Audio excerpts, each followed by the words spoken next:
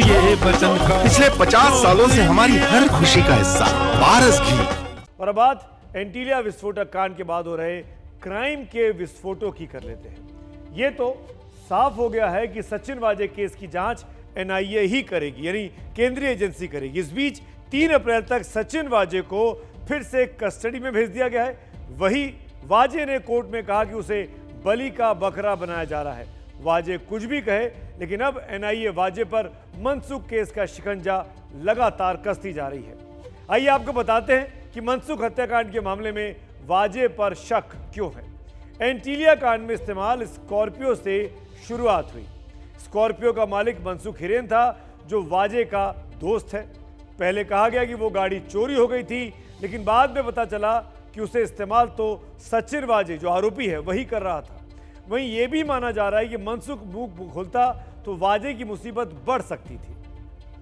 एंटीलिया के बाहर विस्फोटक वाली खबर पर बीजेपी हमलावर है और सीधे सीधे सचिन वाजे का नाम लिया जाने लगा।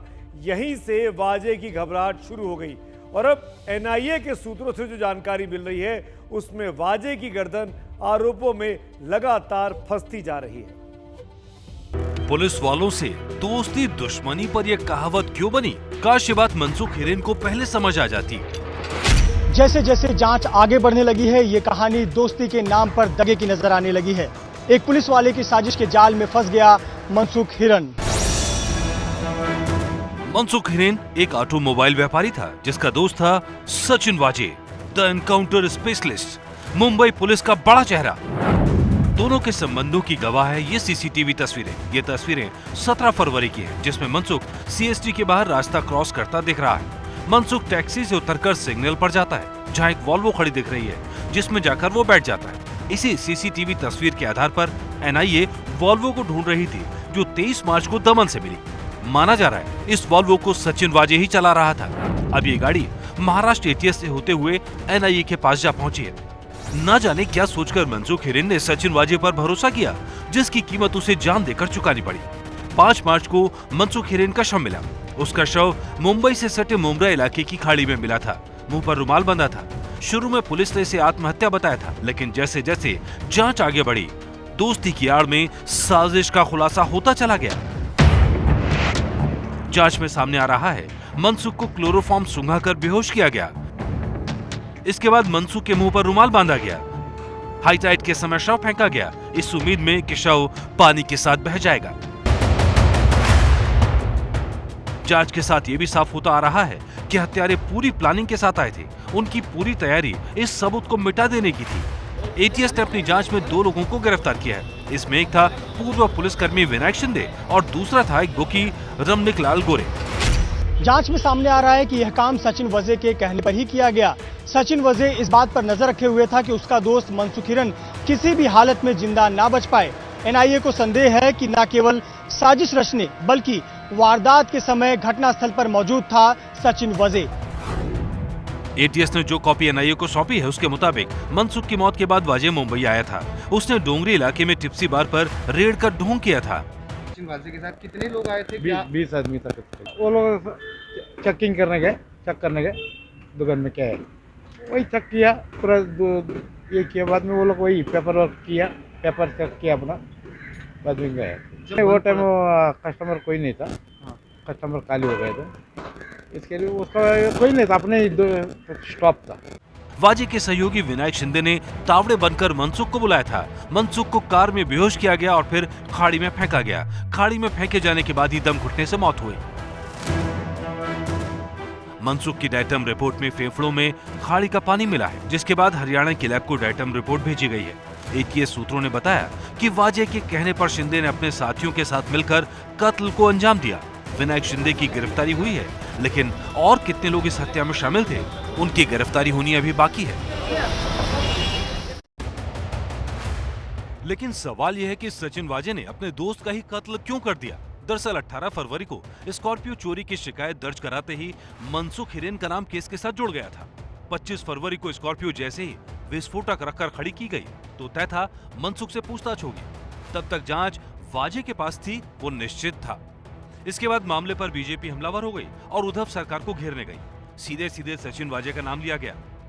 जांच उसके हाथ से ले ली गई। यहीं से वाजे की घबराहट शुरू हुई। माना जा रहा है कि वाजे को इस बात का डर सता रहा था कि एनआईए इस मामले की जांच कर सकती है, इसीलिए सचिन वाजे के रास्ते में आने वाले हर सबूत, हर गवाह को वो मिटाना चाहता था। लेकिन सचिन वाजे यह भूल गया कि हर सबूत और गवाह मिटाने के साथ ही उसकी मुसीबतें और मुश्किलें और बढ़ती जा रही हैं। ट्राइडेंट होटल के सीसीटीवी में वो लैंड क्रूजर कार दिखाई दी जिसमें बैठकर सचिन वाजे होटल से रवाना हुआ। ये तस्वीर 20 फरवरी की है। ये उसी होटल की तस्वीर है जिसमें 100 दिन की बुकिंग सचिन वाजे ने कराई थी। अब देखिए 16 फरवरी की तस्वीर। ये एक्सरे स्कैन की तस्वीर सचिन वाजे के बैग की है। होटल चेक इन करते समय इन तस्वीरों को खींचा गया था। 16 फरवरी को वाजे के साथ 5 बैग थे और उनमें 2 बैगों की ये तस्वीर है। इन तस्वीरों को देखने के बाद एनआईए को शक हुआ कि ये नोटों से भरे बैग हो सकते हैं, यानी जिस सच को वाजे छिपा रहा था उसे स्कैनिंग मशीनों ने खोलकर रख दिया। अब केस की जांच महाराष्ट्र सरकार की एटीएस से लेकर केंद्रीय जांच एजेंसी एनआईए को सौंप दी गई है, जिसके बाद अब न सिर्फ सचिन वाजे बल्कि सचिन वाजे के साथी और आका का नाम भी सामने आ सकता है।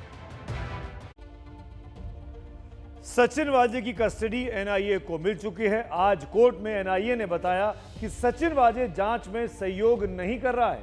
दावा यह भी है कि मनसुख हत्या मामले में गिरफ्तार आरोपियों को आमने सामने बैठाकर अब पूछताछ होनी है। लेकिन एनआईए ने जो सबसे बड़ी दलील रखी वो ये कि मामला इसलिए गंभीर है क्योंकि इससे एक पुलिस वाले ने अंजाम दिया जिससे पूरे देश में पुलिस की प्रतिष्ठा खराब हुई और यही पुलिस वाला इस मामले की जांच भी कर रहा था। वहीं सचिन वाजे ने कोर्ट में जो बयान दिया उस पर भी आपको जरा गौर करना चाहिए। वाजे ने कोर्ट के सामने बयान दिया है कि मुझे बलि का बकरा बनाया गया है, मेरा इस केस से कोई लेना देना नहीं है, इस केस का जांच अधिकारी मैं था। 13 को जब एनआईए ऑफिस गया तो मुझे अरेस्ट कर लिया गया, मैंने कोई जुर्म कबूल नहीं किया है। इन सब घटनाओं के पीछे कुछ बैकग्राउंड है, मुझे सब कुछ बताना है। ये सब कुछ क्या है ये अब लिखित में सचिन वाजे बताएगा। लेकिन क्या ये कोई और साजिश है? क्योंकि जितने खुलासे इस मामले में हो रहे हैं वो सचिन वाजे के क्रिमिनल माइंड की तरफ इशारा कर रहे हैं।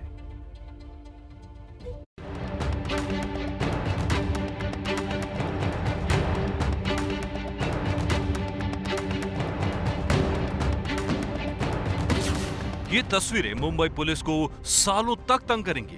तस्वीरों में दिख रहा है वर्दी वाला डॉन। लंबा सफेद कुर्ता पहने चेहरे को रुमाल से छिपा ये सचिन वाजे है जो देश के सबसे बड़े उद्योगपति के घर के बाहर विस्फोटकों से भरी स्कॉर्पियो खड़ी कर रहा है। अब यही स्कॉर्पियो और इससे जुड़े कनेक्शन सचिन वाजे के क्रिमिनल माइंड की सारी पोल खोल रहे हैं। एक क्रिमिनल की क्या पहचान है?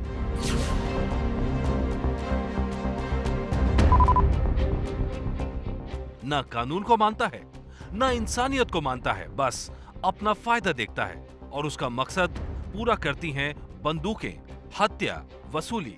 यही काम तो कभी अंडरवर्ल्ड डॉन किया करते थे। अब जांच में सामने आ रहा है कभी अंडरवर्ल्ड का दुश्मन वाजे खुद बन गया पुलिस वाला डॉन। एनआईए के सूत्रों के मुताबिक सचिन वाजे के पर्सनल ड्राइवर का एनआईए ने बयान दर्ज किया है। ड्राइवर ने बयान में चौंकाने वाले खुलासे किए हैं। सूत्रों के मुताबिक स्कॉर्पियो रात 17 फरवरी की रात गायब नहीं हुई। स्कॉर्पियो पहले से सचिन वाजे के पास थी। 20 फरवरी को स्कॉर्पियो को साउथ मुंबई में खड़ा किया गया। वाजे का ड्राइवर ही इसे चला कर लाया था। इसके मायने ये कि सचिन वाजे ने मनसुख से गलत रिपोर्ट दर्ज करवाई थी। सूत्रों के मुताबिक 17 फरवरी को मनसुख से वॉल्वो में मिला था वाजे। 18 को स्कॉर्पियो चोरी की रिपोर्ट दर्ज कराई गई। 25 फरवरी को स्कॉर्पियो को एंटीलिया के बाहर रख दिया गया, जबकि यही स्कॉर्पियो कई महीने से सचिन वाजे के ही पास थी। ये बात पहले भी सामने आई थी, जिसकी सीसीटीवी तस्वीरें वाजे मिटा चुका था। अब ड्राइवर के बयान से यही बात साबित हो रही है। सिर्फ इतना ही नहीं, 25 फरवरी को खड़ी की गई स्कॉर्पियो में चिट्ठी रखने फिर से पहुंचा था सचिन वाजे और जिसकी तस्वीरें सीसीटीवी में कैद हो गई थी। एनआईए की पूछताछ में बाद वाजे ने कबूल कर ली कि टूटी फूटी इंग्लिश वाली चिट्ठी को विनायक शिंदे के घर के प्रिंटर से निकाला गया, जिसकी फॉरेंसिक जांच हो रही है।